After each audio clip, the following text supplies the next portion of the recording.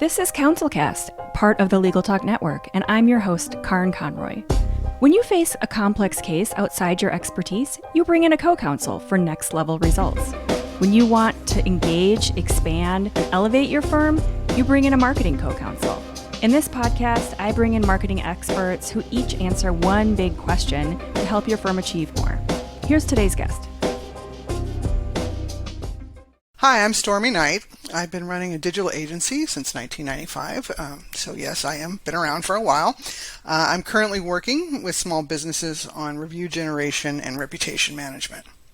Stormy, I'm so excited to have this conversation, and thank you for being here. I appreciate your time, and this is going to be a great, insightful conversation. Today we're going to talk about local search. The question that we're going to answer is, how do you dominate local search? So kind of a nice broad question that we're going to focus on with local search. And I know you have some great experience. Don't you have a great history with working with Google on their launch of Google My Business? And yes. So tell us about that. Yeah, I think that was about 2007 when they started to go all in on the concept of people were going to use search primarily to interact with businesses. They went to a lot of people who were Google partners and they said, do you feel that you can speak in front of other people? And I said, yes. And so they sent me a kit and they sent me a Nexus tablet so I could use their software for logging people in.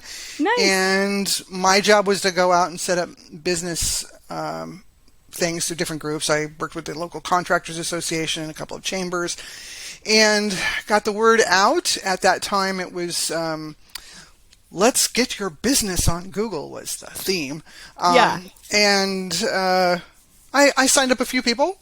I think I got more people away from not using me, going and getting their at that time Google My Business, which is now Google Business Profile. And it was an interesting experience because I learned that a lot of people, this is 2007, 2008 timeframe, did not even know that there was such a thing as Google Business.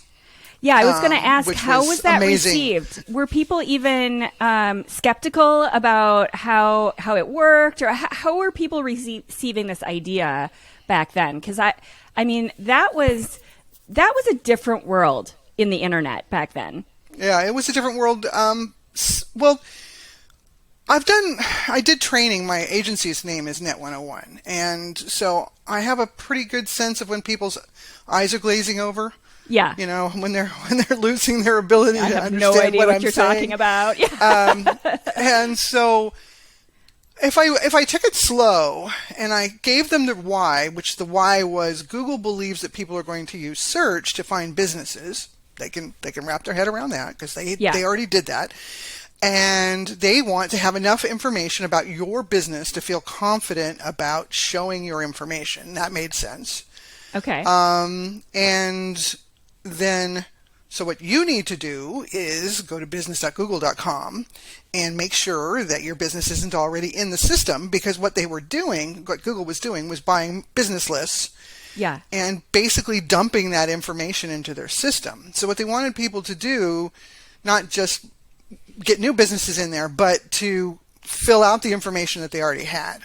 Yeah. So they were kind of pre-populating. They had sort of rough drafts of business profiles in there. And and they're still in there for a lot of firms where, and it might be old, outdated info. And so you Google a firm and it's listed with like a name for a partner that's not even there anymore. And it's information that's like 10 years old. Yeah, and it's understandable when you're talking about that many businesses, it's not Google's job to keep track of you. Right. They pull public records and they pull business databases, and the public records theoretically are more correct, but they're not always. Yeah. Contractors' licenses and all those kinds of things are all information. Everything that's in the public domain they scrape, but that information is not being maintained. So having the business person understand that there was a value to them, i.e. people will find you. Yeah, it'll be correct. That they can maintain it. That was the thing that they were trying to push. And so really that process going and finding your information on business.google.com and claiming it and then filling it out completely. And then the value proposition to the business was, and then they'll feel more confident about showing you in search results. That was pretty understandable. It wasn't, heaven knows Google likes to make things technically complicated, bougie for no particular reason. But, is that a technical term? The bougie? Yeah, bougie. That will get you. But if I read through their instructions on something and I get halfway through and my eyes are glazing over, I just go back to Google and find somebody who wrote it in English. Right. But for them, that step process was understandable and could get them to go. So, you go to a chamber and you explain to the members of the chamber at 25 people in the room what they have to do. And, bring a laptop because we're going to actually do it. We're going to do it right now. Yeah. Right.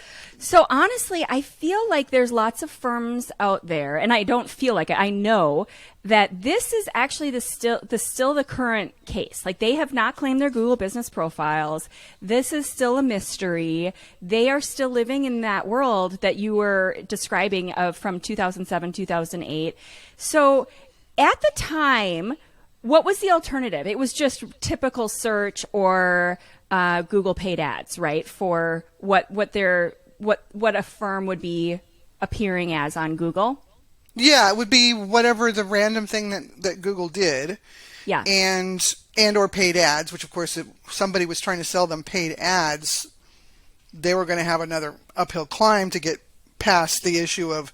See, the problem here is that the internet is invisible. Right.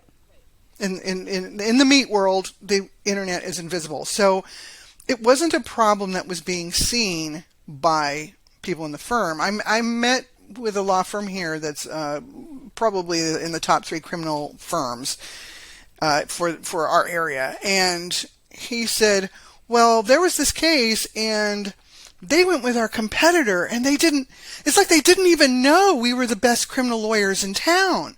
Oh, no. And it's like, well, yeah, because they've never had a criminal case in their lives. Yeah. Why would they automatically understand that they should go with you? Now, what they're going to do is they're going to go on the internet and they're going to type in something, and whatever comes up, they might do a little comparison. They might call them on the phone. They might make sure that they answer their phone. They might see if there's any articles about how evil you are or how good you are, and do some due diligence, and that's it. Mm-hmm. Not everybody in town is like, oh, yeah, you need a criminal lawyer. You need to go to these folks. Right. They're not following the day-to-day news of criminal lawyers in the local area if that information does not apply to them at that time.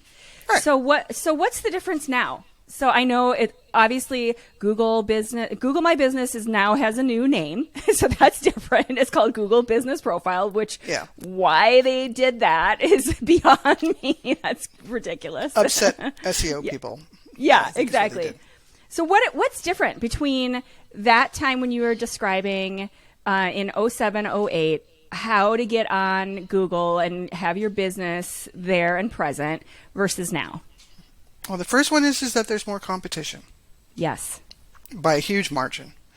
And that aspect of it is from a biological sense, in the cesspool that is search. The more competition in an environment, the harder you have to run to get in front. So that's issue number 1. And issue number 2, searchers have changed in that people have been trained due to COVID to rely on reviews and rely on what Google is telling them about businesses. Yeah. Amazon trained them to do that. Yes. And people are more discerning. The due diligence process is different now than it was at that time. Yeah. So the first thing is are you in the 3-pack? Are you the easy choices to make a phone call to? Yep. And what do the reviews look like? And then they start then if they've narrowed it down to 2 or 3 people, then they start doing due diligence to see what articles you've shown up in, what kind of other review platforms have said about your firm. So all of those different pieces are just people have been trained to look for those pieces. Yes. They don't call the first one at the top anymore. They just don't. Right.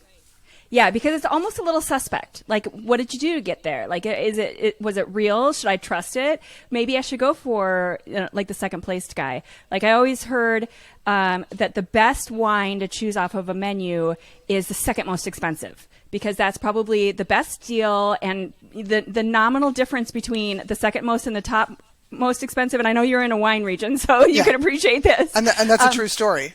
Yeah, exactly. So, and I feel like a lot of people do that. They don't trust someone with all 100% 5 stars because it doesn't seem very authentic. So let's break down, you were talking about the different pieces of, so let's talk first about the 3-pack. You mentioned the 3-pack. Not everybody's going to know what that is. So what is that and how do you get there? The 3-pack used to be the 7-pack. And it was designed specifically for mobile devices. When you look at a layout of the old search results, it was 1, 2, 3, 4, 5, 6, 7, 8, 9, 10. And there was no differentiation. There was no reviews in place. And so Google said, well, people on a device, they've got, immediate needs. They're trying to find their way to someplace, et cetera, et cetera. So let's just break it down to directions, website, telephone. Yep. For mobile. And so after a while, they kept shrinking it. Now it's the 3-pack. Occasionally it's the 4-pack when they run an ad on top, which is actually a good position ad to take out. And that's a local ad, not to be confused with a local service ad, which we might talk about. So that thing is meant for you put that device in your hand and yada yada. You could just basically call the top 3 people in Google's estimation. Now, the number one thing that gets you into the 3-pack is your proximity to the searcher. Okay. So you have to be on the maps. Yes, you have to be on the maps. That by default happens when you go to create your Google business profile. Yeah. And if they have your licensing information, all of this stuff, they'll stick you on there no matter what. But you want that moment of the person is trying to solve a problem on a mobile device for you to be in those first three positions. And in many cases, that's the first now, mattering on how the question's asked and whether you're running local. Like I typed in before I got on here, family law firm near me. So the first thing was the local service ads. And the second thing was images and other choices in the Google universe. And then there was the 3-pack. And then there was organic search results below. So if you're busting your butt to try and get into the top of that organic, you've got 3, possibly 4 people stacked on top of you, possibly local service ads stacked on top of that. Okay. So let's talk. So I want to talk about local service ads, and I'm going to mention that so that I don't forget in a minute. But before we do that, I have a lot of clients who have virtual offices, especially since COVID. So how do you manage a virtual office without like an actual physical location and still show up on these kinds of searches? Can you just do because I know for myself, I also have a virtual office and I do a general map location, but I feel like that doesn't quite have the same type of results for local search, especially when it's like the near me options. Yeah, it's not exactly the same. It's more, you're going to get preferential treatment as a brick and mortar, and not necessarily because of some magical SEO thing. It's because Google just considers it more legit. Yeah. And also it's a place where you're going to need directions to get to the place. So there's a couple of different reasons. Google's policy on this has changed so many times that it's not even funny. But as far as I know, as of this moment, you don't have to put an address. Yeah. Or B, you can put an address, but you can say you don't want it to be public. Yeah. And I prefer the second one. And you can also, on the website, you can put in the schema tag for the site, you can make the address match what you told Google. Yeah. In your Google business profile, which is going to help a lot, because what Google wants is to get that name, address, and phone number to be consistent on what you tell them, on what the website says, and then everything else that references your business. Yes. So as much as possible, getting your Google business profile and your website schema code to match on the name, address, and phone number is going to be a win. Yeah. And then we get into the land of, okay, Yelp and all the other places that someone's going to do due diligence. To be perfectly frank, once you get past Facebook and Yelp, the chances that someone's going to see your address goes into the 0.0 area.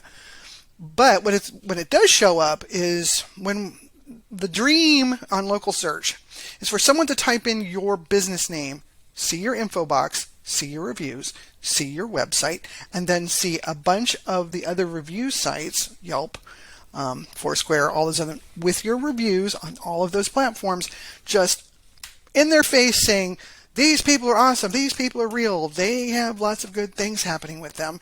And that is, in most people's cases, they're not going to go through and read, oh yeah, you're at 123 Main Street. Right. Whatever. Yeah. Don't put in a P.O. box, because P.O. boxes, Google knows that that's a P.O. box. It is better to have a real address that's hidden than a fake address that's public. Okay. That's a really good tip.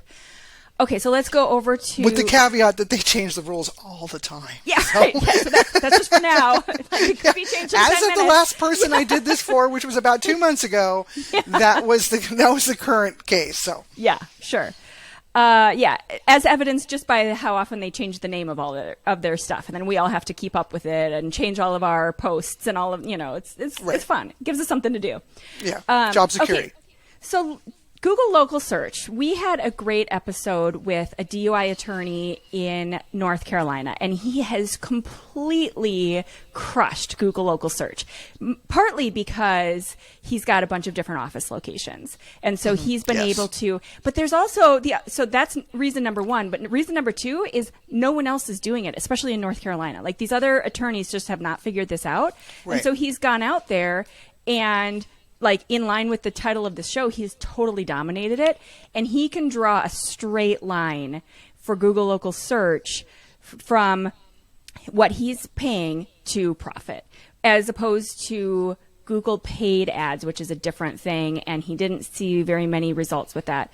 So can you talk for a minute a little bit about how it works, why it's different, kind of the basics of Google local search? Yeah. Well, they're in effect, they're ads, but they're ads that are closer to, let me think of a best way to say it, native Google results that a person wants to see. There's the pain point where someone comes on the internet to do anything. They're usually trying to solve a problem, which is called the pain point. And they want to get to a place where the solution is being presented to them. And the closer they get to what looks like a solution, the more active they tend to be. Local search ads are a type of ads that are managed through the Google Ads platform. But what they see is, first of all, Google verified, which means a ton. Yeah. And actually, for lawyers, it's a fairly complex process. For things that are not lawyers, like house painters or something, if you've got a contractor's license, you're pretty much verified. But so they see it's Google verified. So, big, huge company says these people are for reals. Right. Picture like the little blue check mark on social media. Like, this is a real, right. And they've gone through this whole sequence of paperwork where you just have to verify the business. You have to kind of prove your and it's articles a pain. Yeah, exactly. Especially for this guy who had like 13 different offices, and he did it for each one. But it paid off. But it paid off, and it will pay off. It will pay off if there is not an inordinate amount of competitiveness. Yes. So we got the Google verified. We've got a picture of a happy smiling face, and a picture of a happy smiling face is incredibly powerful. And then you have the title of the business, which is one click away to go and look at all the other information related to the business. And then you have the reviews. And so from a psychological standpoint, there's verification, and oh, isn't this a nice looking human being? Yeah. I went and looked at family law firms near me. The first person that came up was a guy who had 10 reviews and had a 3.0 rating and looked like somebody had just stepped on his foot in his picture. And I was like going, dude, every click you're paying for, you're wasting. Because you haven't focused on getting good reviews, because they were like, don't come anywhere near this guy. Oh no. And well, it was weird. It was 5 that were 5-star and 5 that were 1-star. So that basically evens out at, it comes out at 3.0.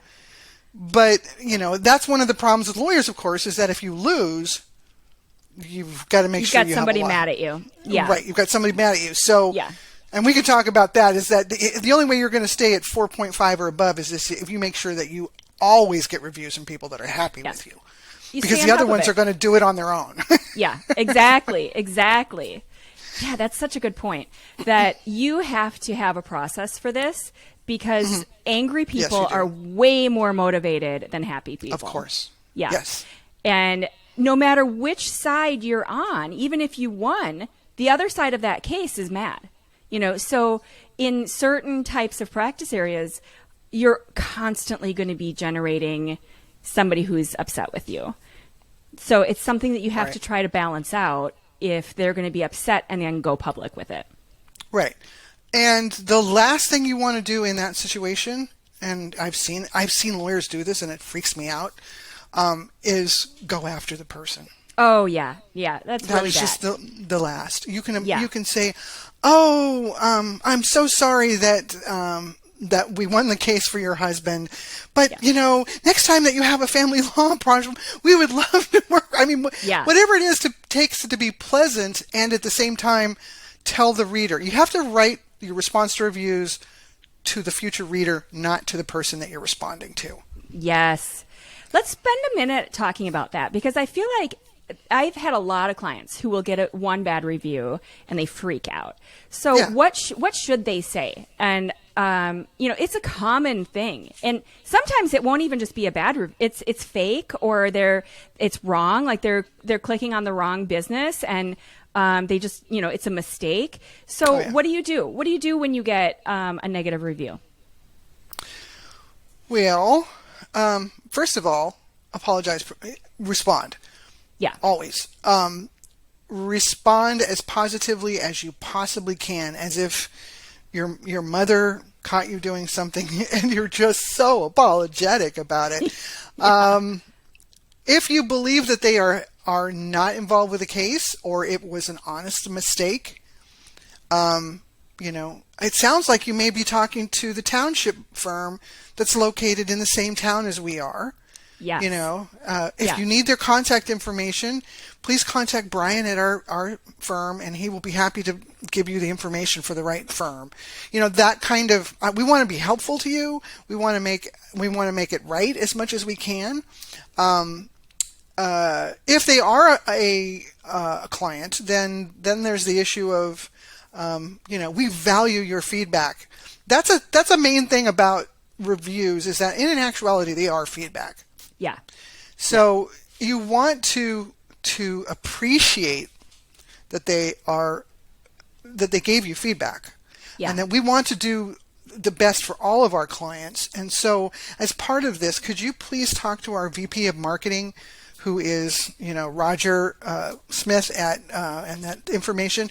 He would really like to get more information about what it was that our team may have done that would have caused this problem. That kind of thing, you may not make them happy, but the important thing is that you took the tone down. You can't necessarily fix it, but you took the tone down for the person who's reading through 20 reviews. Yeah. And because that all they want, the way I call it is that a review is just data. Your response is a story about your business. That's good. That is so good. I love that. Yeah, and you get the data of the review, but that way you come at the response, and especially bad responses, is key to letting people know, these people care about their clients. Yes. Well, and it's like, are they a hothead? Are they going to freak out and get really upset, or are they going to address it in a professional way? The best experience I ever had with something like this was we stayed at a Four Seasons once, and it was in Uruguay. And right after we left, it was no longer Four Seasons and it changed to some other brand. And we did not have a great experience. So I wrote this letter from a marketing person, with marketing language. And I said, we were there with our 2-year-old. Here's a list of things that went wrong. And I know that these are not to the standards of the Four Season brand. And actually, you knew this too, because that property is no longer a Four Seasons. So let's talk about this, because it was not the experience we expected and whatever. So I send this letter, and I had this customer service experience from this top level Four Seasons person. And this was probably 7 or 8 years ago. And I can remember it clearly to this day. And by the end of the phone call, he offered me, some kind of compensation. But before he even got to that part, I said to him, this is like a master class in how to deal with customers. He listened to me. He talked to me about how it doesn't meet their brand standards. He talked to me about who he was going to talk to, how that was going to change. Just the way that he made me feel at that moment, I didn't even care anymore. I was like, this was an amazing experience. Right. And so I think about that all the time. Like, how can I be like him?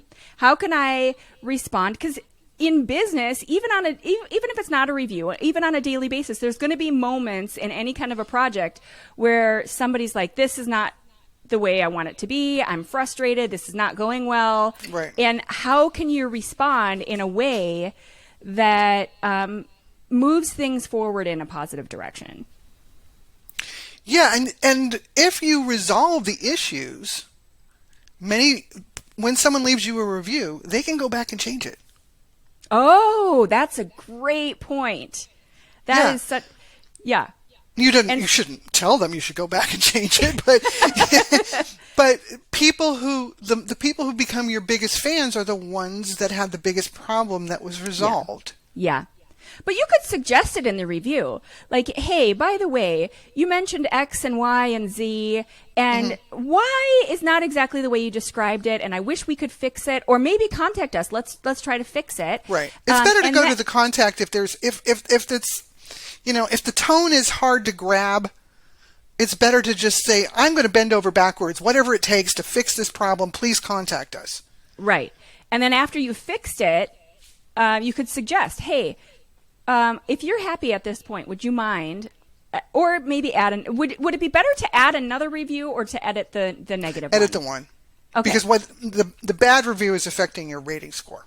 Sure. Okay. All right. Okay. So let's talk about. And that's on Google. I just want to clarify that that's on Google, not. Yeah. I don't know. Not what Yelp or policies and all that. Facebook or whatever their policies are.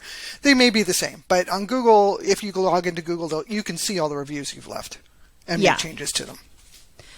Okay, so let's talk for a minute before we get to the book review about fake reviews, because I know you've talked a lot about this, and it's so obvious, especially we all spend a lot of time on Amazon. It's so clear when you can tell that it's a fake review, and then I instantly question the whole product, back out, go find a different option. Right. So tell me, first of all, why do people do fake reviews? And then why is that a bad idea? Well, Amazon is so heavily driven by reviews that there's an entire industry that services. It's not people. It's teams of its companies in the Philippines and other third world companies spoofing IP addresses in the U.S. and doing that. Because if you have... the saying is, would you buy something that's 2 stars on Amazon? Right. In ratings, and generally that applies to everything. But Amazon, it's even worse. If one's 4.5 and one's 4.8, the 4.8 is going to sell more. Yeah. So that people don't necessarily leave reviews, leave fake reviews. Most consumers recognize that Amazon has the most bad reviews. Google is actually trusted the most in terms of views versus fake reviews, but actually the place that has the best algorithm is Yelp. Oh, wow. That's surprising. By several different things. And the main thing that Google uses, and Yelp does too, is the pattern of reviews. Meaning, if you've had a Google business profile and you've gotten 7 reviews in the last 2 years, and then suddenly you get 30, Google will throw them all out. Yeah. And you start, then they won't throw your old ones out, but they'll throw out most of the other ones. Because we have artificial intelligence now, it has a lot to do with natural language and how is it being written, and they look at the IP address that it originated from, and there's a lot of different things, filters they can put on front of it, but people do get in front of it. As a matter of fact, I have a client who I've done regular SEO for, and who's a law firm, and their primary competitor in their market is obviously buying them. Oh. Like, they're getting more reviews than they have clients. which is a tell. That is so crazy. Yeah, and it's pretty egregious. And you'd think everyone in their neighborhood also. Yeah, like, exactly. So, and also if people are putting A++, or there's no descriptor, which is another reason why the term feedback should be used. Because 5 stars or 4 stars or 3 stars is not really feedback, but telling us what you did and didn't like is. Yeah. So adding the comments, putting some details in there, using the language, making it sound like, you speak English and you actually, you worked with that firm. And you worked with someone at that firm, because that's one of the tells from both Google and Yelp, that if there's names involved with it, it tends to be, first of all, less likely to be fake. Yeah. Second of all, it means more to the person reading the reviews. Yeah. Oh, well, Teresa was really sounds like I might want to, talk to Teresa. That kind of thing. I noticed this. I was looking for a place to get my kid's haircut, and there was one name at this particular salon that kept coming up. Go see this person. Go see this person. And I was like, okay, well, clearly when I call, that's the name I'm going to ask for. That's just kind of the natural way we all make those decisions. Oh, everybody's talking about them. Okay, that makes the decision easier. So, do you recommend for people? Do you give them tips on, when you ask for reviews, use the following, make sure you mention someone's name in the firm. Make sure. Do you have kind of tips that you give for asking for reviews? Well, the general thing is to say we'd love to know about what you liked about what we did, if there was any problems, and anyone in particular that you'd like to call out. We'd love that. That would be wonderful. You can't get too asky, because you've already done a huge ask by asking to have a review or feedback from someone. So that's really, lay it on top with a little cherry, but don't and then do this, and then point 14 subsection 3, please. Yeah, and you have to be one of the reasons that I'm doing what I'm doing now, which is selling software that does reviews, is because you want to have people go and do the simplest path possible, but at the same time you want to have things like the control to see when reviews are coming in from multiple locations. You want the ability to say, okay, I've got 68 Google reviews and my nearest competitor has like 52. Maybe it's time for me to go and make sure that Avo has my listings and Yelp has more listings for me, so that you can send them without them having to make a choice, because the more choices you give anybody, the less likely you're going to get them to do anything. So that's part of it is, you have to, the simplest path is the best. The more you start specifying stuff, you've got to be very careful about it, because it's complicating it. Yeah. Exactly. The person's that sounds complicated. I'm going to leave. Right. Yeah. Exactly. All right. So it is time for the book review. You have one of my favorite books. So tell us what your book is for the audience that you will recommend for this episode. Atomic Habits by James Clear. I have the Kindle and the paper version of it. Yeah, me too. totally it's by one of the accident, few. too. Like I cleared out the books in my house and only kept a very select. But this is one of the few that it's actually helpful to have a hardcover or a physical version of it. Yeah, I think anytime that someone's a professional or they're not receiving orders from above, they're self-generating orders. Is a situation, and lawyers are like this in that they always have to make their own decisions within the context of the firm itself. But they're very rarely, someone tells them they have to go do this.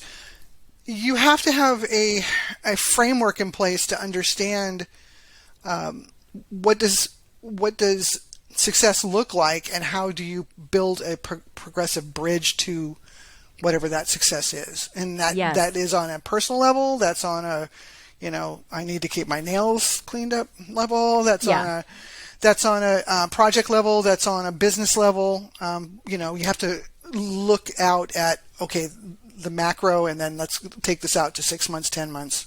Yeah. Some of the concepts are the same as getting things done. Yeah. And that was a book that had a big effect on me when I first started into business, like 22. Well, I started 27 years ago, but when I really got serious was like 22 years ago. And I go back, it's one of those books that I go back and reread sections of it. Like every 5-6 months, I'll say, I'm starting to feel like I'm starting to get floppy and you're sliding. Loose. Yeah. And so that's the main thing, is to constantly be moving the ship in the proper direction, and sometimes it goes off, and then you need to go, okay, what do we need to do to get back on? How do we right the ship?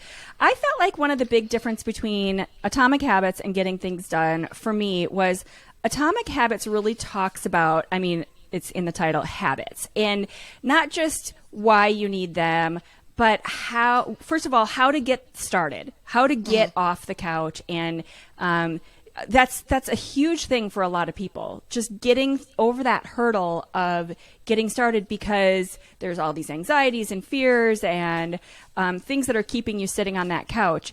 And so it talks about all the tiny, like atomic level sized changes that you can make in order to make these huge changes in your life.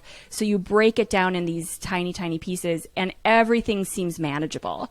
And so it makes it easy, but also kind of, gives you more hope for kind of what can happen and all the possibility. It gives you that dopamine hit too. Yes. Once you get that reward center of your brain stimulated, then you want to go do more of that kind of stuff, and that's really key. The thing I constantly tell myself is, how do we eat an elephant one bite at a time? And, yes, exactly.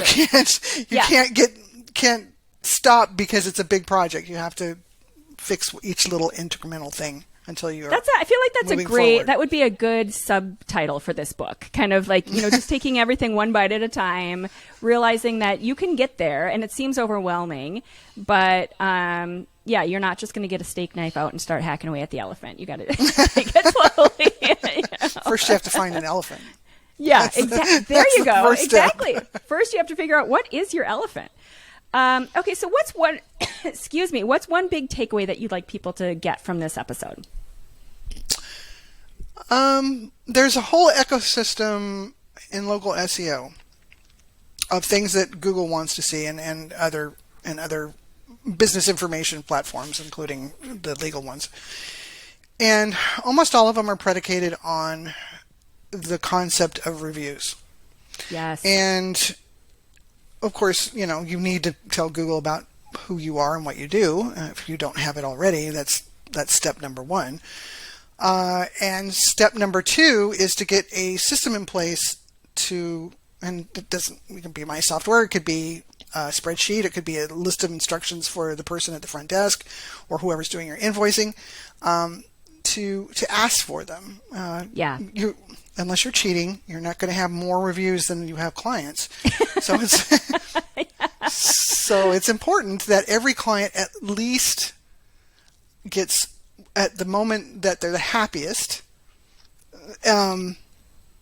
it was described to me by a guy who owned a body shop and was doing very well in Google and did not have a website. And I said, how is that possible? And he says, oh, let me show you. And he got out his invoice and goes, and if they're happy with what I did, I stamp it with the review us on Google. And if I'm not happy, I don't stamp it. So that's a system.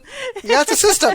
So the important thing is that there's a system in place for that point in the process of when the person is the happiest you're doing the reciprocity thing of, we have made you happy. Could you make us happy by leaving us a review or leaving us feedback about your experience with dealing with us? And that in and of itself will solve a whole bunch of other SEO problems, because it's not necessarily the one with the most reviews or the best rating wins, but it is a big chunk of it. And you have very little control about a lot of the other stuff. Yeah. You can't change your competition. You can't change what market you're serving. You can't change that kind of stuff. But you can effectively change that. And the types of law where they don't have a referral from a friend, i.e. bankruptcy, divorce, criminal, they are reliant on that even more than somebody who's a contract lawyer, or somebody who, if you're in a state that uses attorneys for real estate. Yeah. Those kinds of things, you can contact your sister and say, hey, when you guys bought the house, who did you use? Yeah. But you can't call your sister and go, hey, when you divorced that scumbag, who did you use? Because then your sister's going to call your mom, and then it's going to get out of control. So they're going to use reviews differently than ones that are just, public conversational law. That is so good. That's such a good tip. Make a system for the reviews, and also make sure that it's a consistent process. Because like you said, you don't want to just all of a sudden have a burst of energy, go out and get 35 reviews. Even if they are legitimate, Google may look at that and think, you only had 3 before. That seems weird, and then maybe they're marked as fake or spam. So make sure that it's consistent. You're constantly getting that flow of reviews out there, and you have a system for it. And that alone is going to do a huge amount for your presence on local search. Mm-hmm. Local search and local service ads. Yes, absolutely. Awesome. Thank you so much for being here. Stormy Knight is the owner of 5 Stars Fast. This is a great software that you can use to create those kinds of systems for getting and consistently managing your reviews. So take a look at that. And also we will link to all of your social and your website on the show notes page, as well as Wonderful. Atomic Habits, of course, the book that we were talking about. So if anyone wants to read that, it's a great book to kind of just kind of think about consistency and how consistency leads to that kind of significant growth that most firms are looking for. Right. So, Stormy, thank you so much for being here. That was an amazing conversation. Great. It was wonderful. It was very relaxed, and I enjoyed it very much. Thank you for listening to this episode of the CounselCast podcast. Be sure to visit our website at counsel-cast.com for the resources mentioned on the episode and to give us your feedback. If you enjoyed this episode, I would appreciate if you could rate and review the podcast on Apple and subscribe to your favorite podcast platform. See you on the next one.